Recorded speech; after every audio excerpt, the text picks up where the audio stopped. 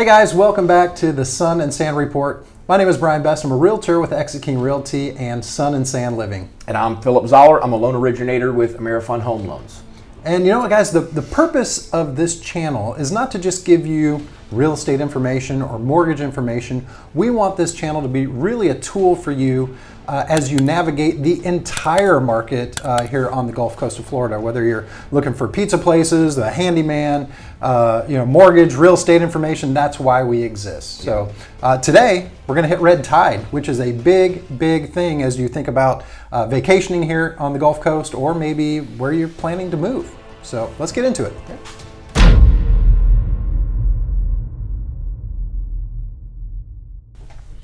All right, so Brian, can you tell me what red tide is? Well, Phil, yes, I can tell you what red tide is, but I just want people watching this to be aware. Guys, we're not experts on this. We've experienced it, but we're not experts. There are scientists here. Mote Marine is a great place to get information. And guys, we do have a link in the description below to Mote Marine where they have all the FAQs, and also they have a live tracker for red tide. Right.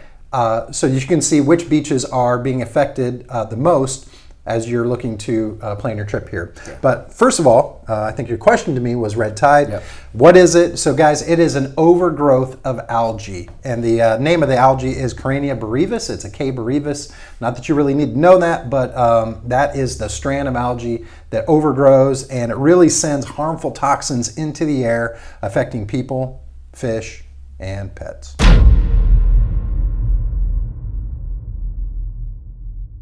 So Phil, how does red tide occur?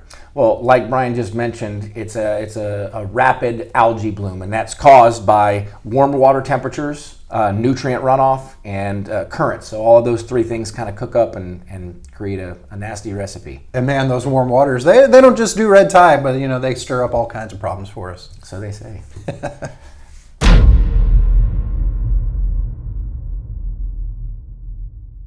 Is red tide harmful to humans?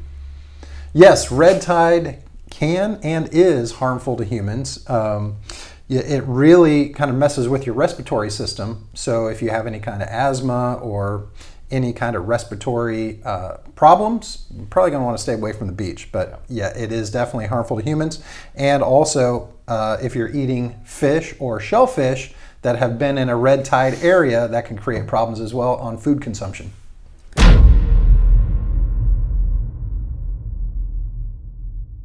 So Phil, how does red tide affect marine life? Yeah, it's not really good for it. It ends up affecting their central nervous system and eventually puts them into respiratory arrest. And so you'll end up seeing the result of that as the fish start to wash up on the shore at the beach. And that's, that just goes on top of the irritation that you're going to get to the respiratory system, to your eyes. It smells terrible as well. Yeah. So have you ever experienced respiratory distress? I have. Yeah, it's no fun. It's like you're suffocating, right? It feels that way. Yeah, it's terrible. Yeah, and if you're from the area or if you've been here before when red tide was happening, let us know in the comment section what your worst experience was. We're curious to know. Yeah, absolutely. Yeah.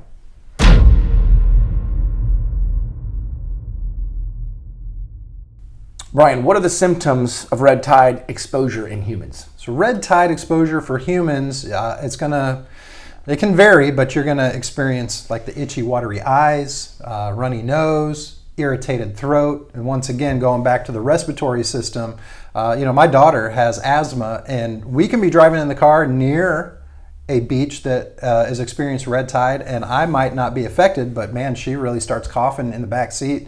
And so once again, just if you know of a red tide area, I would recommend just steering clear of it.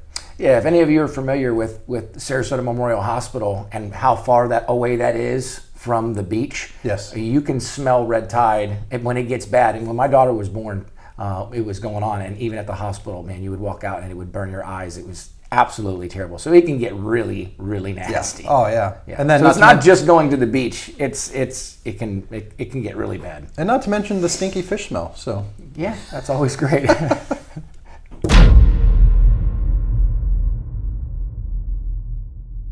When people talk about red tide, they want to know, how long does it last? Is there a red tide season? If so, how long?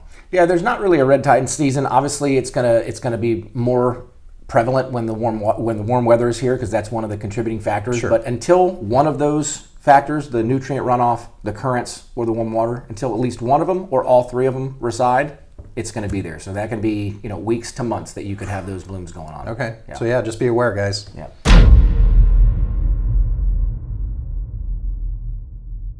Is red tide able to be predicted?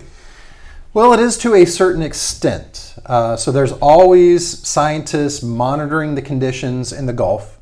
And so while they can't say, well, on July 4th, 2024, you're going to have red tide, they can say, well, the conditions are favorable to see red tide coming in June and July.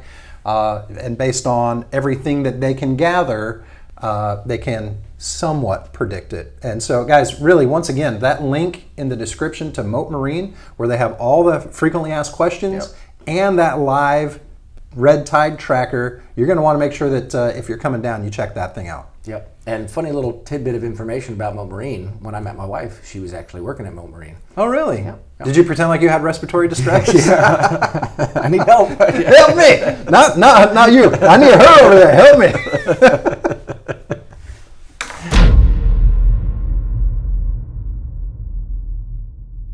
So when we're talking about red tide, is it okay to swim in a red tide area? Definitely wouldn't recommend it. Yeah, I mean, if you see the fish dying and they're, you know, and they're rolling up on the beach, I definitely wouldn't get out, get in the water. I mean, you're obviously going to already have the respiratory issues. You're going to have the itchy eyes and stuff. But then if you get in water, you're going to have, skin irritation on top. So that's the time to stay away. Mother Nature is letting you know it's probably not a good time to be in the water. Makes sense. Right. Guys, thank you so much for watching this video. If you would, take a second, like the video, subscribe to the channel. It helps the channel grow, and me and Brian can continue to put out high quality content for you guys and do the best that we can to educate you. And thanks you once again for watching. We really do appreciate it. Thanks, guys.